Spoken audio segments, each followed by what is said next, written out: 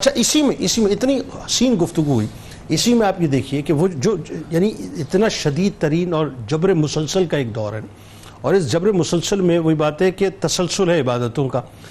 یعنی جس آقا کی غلامی میں آپ تھیں، وہ جتنا آپ سے کام لیتا تھا پوری رات پھر آپ عبادت کیا کرتی تھی. ذرا اسی تسلسل میں وہیں سے بات کا آغاز کرتے ہیں کہ عشق الہی کا ایک مجسم آپ نظر آتی ہیں، اور خوف خدا اور دنیا سے جو بے نیازی ہے وہ آپ کی شخصیت کا خاصہ نظر آتی ہے. بتائیے. بسم اللہ الرحمن الرحیم. بے شک سیدہ رابعہ بصری رضی اللہ تعالی عنہا کی شخصیت وہ ہیں کہ اگر آپ دیکھیں کہ دنیا تصوف میں یہ اس ہستی کا نام ہے کہ جنہوں نے پہلی مرتبہ عشق الہی کو اور محبت خداوندی کو مستقل اور محکم مسلک کے طور پر دنیا والوں کے سامنے آشکار کیا. جیسا کہ آپ نے کہا کہ اگر تجسیم کی جائے عشق باری تعالیٰ کی تو وہ تجسیم ہمیں ایسے ہی نظر آتی ہے. سیدہ رابعہ بصری اپنے سر کے بالوں سے لے کر پاؤں کے ناخنوں تک جو ہے اللہ رب العزت کی راہ میں اپنے آپ کو فنا کیے ہوئے نظر آتی ہیں، اور عشق الہی کا ایک خوبصورت مجسمہ فنا فی اللہ کی منزل پہ نظر آتی ہے. اب آپ ذرا یہ بھی دیکھیے کہ جس کو علامہ امام عبد الوہاب شعرانی رحمۃ اللہ تعالی علیہ نے طبقات الکبریٰ میں جو آپ کی خصوصیات کو یا آپ کی صفات کو ذکر کیا ہے، تو اس میں وہ کہتے ہیں کہ حضرت رابعہ بصری اکثر جو ہے وہ مغموم رہا کرتی تھیں اور آپ پر ملال کی کیفیت طاری رہا کرتی تھیں. اور اس کی وجہ کیا تھی کہ ان کے سامنے جب کبھی بھی دوزخ کا یا اللہ رب العزت کے عذاب کا تذکرہ ہوتا تھا تو ایک ایسا گریہ طاری ہوتا کہ آپ اپنے آپ کو قابو نہ رکھ پاتی اور آپ بے ہوش ہو جائے. اور جب آپ بے ہوش ہونے کے بعد جب دوبارہ ہوش میں آتی تو پھر آپ دوبارہ سے رونا شروع کر دیتی، گریہ جاری رہتی.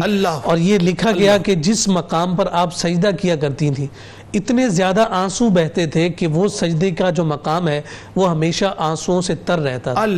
یہ عشق الہی اور محبت الہی کا وہ خوبصورت مظہر ہمیں سیدہ رابعہ بصری رضی اللہ تعالی عنہا کی شخصیت میں نظر آیا. جب اللہ رب العزت کی بارگاہ سے ایسی محبت اور الفت کا تعلق جڑ جائے پھر اس رب کے بعد کوئی اور شے نہ نظروں میں جچتی ہے اور نہ ہی جمتی ہے.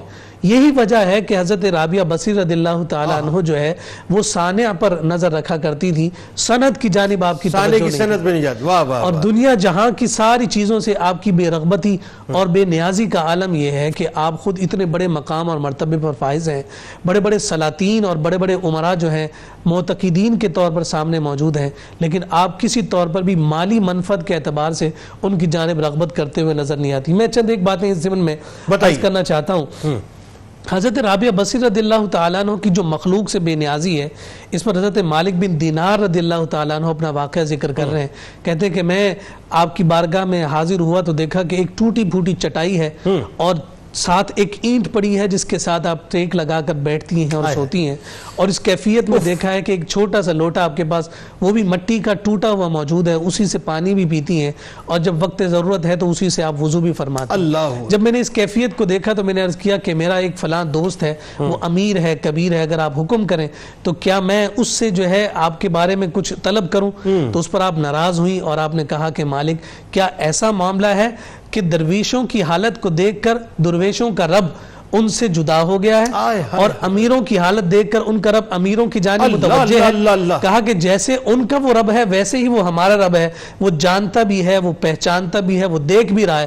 جب اس حال میں وہ ہمیں دیکھ کر وہ راضی ہے تو پھر میں بھی اس حال میں راضی ہوں جس حال میں میرا رب مجھے چاہتا ہے. وہ اسی لیے کہا تھا نا کہ جے سونا میرے دکھ وچ راضی تے میں سکھ نو چلے پاواں. اور یہی وہ وجہ اور یہی وہ سبب ہے کہ ایسے لوگ کہ جنہیں اللہ رب العزت کے عشق اور محبت کی وہ خوبصورت لو نصیب ہو جاتی ہے تو اس کے بعد انہیں وہ تکلیف اور غم بھی جو ہے وہ سکون اور اطمینان اور راحت دینے لگتا ہے.